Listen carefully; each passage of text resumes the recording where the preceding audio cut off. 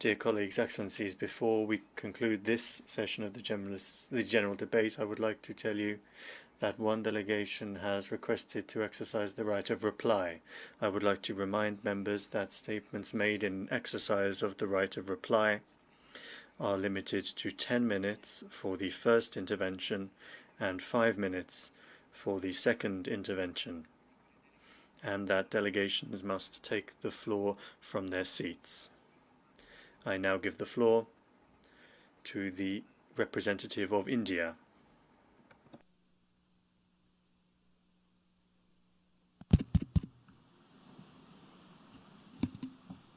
Mr. President, we exercise our right of reply to one more attempt by the leader of Pakistan to tarnish the image of this august forum by bringing in matters internal to my country and going so far as to spew falsehoods on the world stage. While such statements deserve our collective contempt and sympathy for the mindset of the person who utters falsehood repeatedly, I am taking the floor to set the record straight.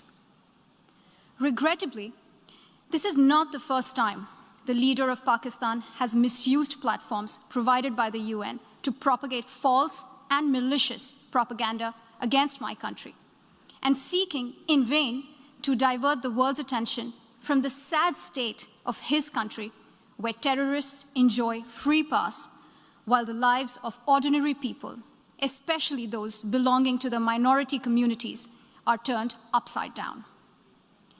Mr. President, member states are aware that Pakistan has an established history and policy of harboring, aiding, and actively supporting terrorists.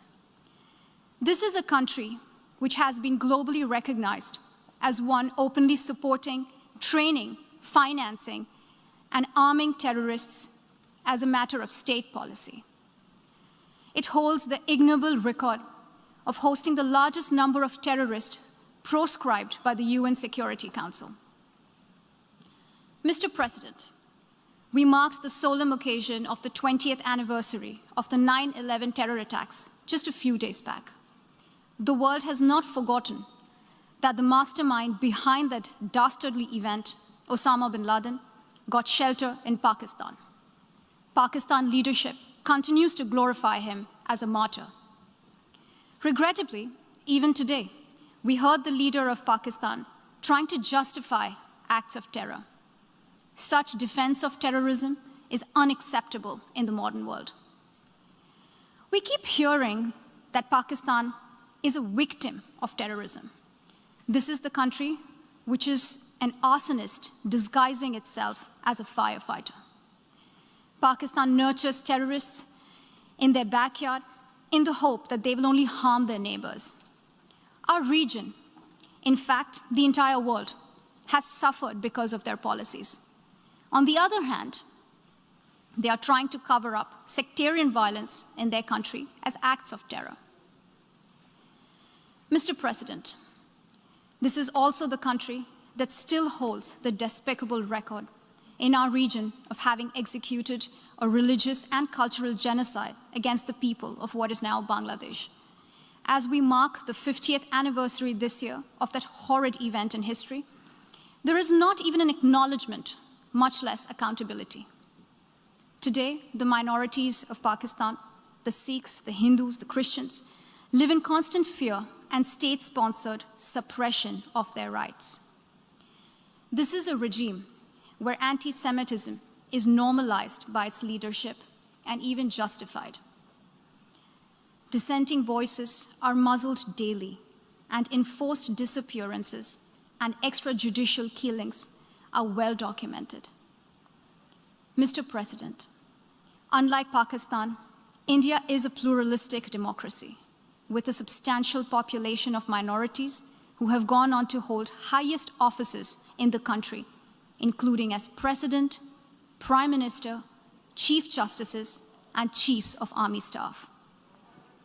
India is also a country with a free media and an independent judiciary that keeps a watch and protects our Constitution.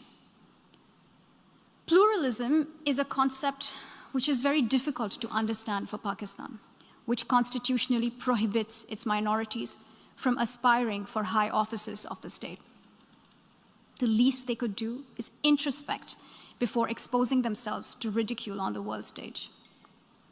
Finally, Mr. President, let me reiterate here that the entire Union territories of Jammu and Kashmir and Ladakh were, are, and will always be an integral and inalienable part of India. This includes the areas that are under the illegal occupation of Pakistan. We call upon Pakistan to immediately vacate all areas under its illegal occupation. Mr. President, allow me to be categorical about India's position. We desire normal relations with all our neighbors, including Pakistan. However, it is for Pakistan to work sincerely towards creating a conducive atmosphere, including by taking credible, verifiable, and irreversible actions to not allow any territory under its control to be used for cross-border terrorism against India in any manner. I thank you, Mr. President. I thank the distinguished representative of India, and I now give the floor for 10 minutes to the distinguished representative of Pakistan.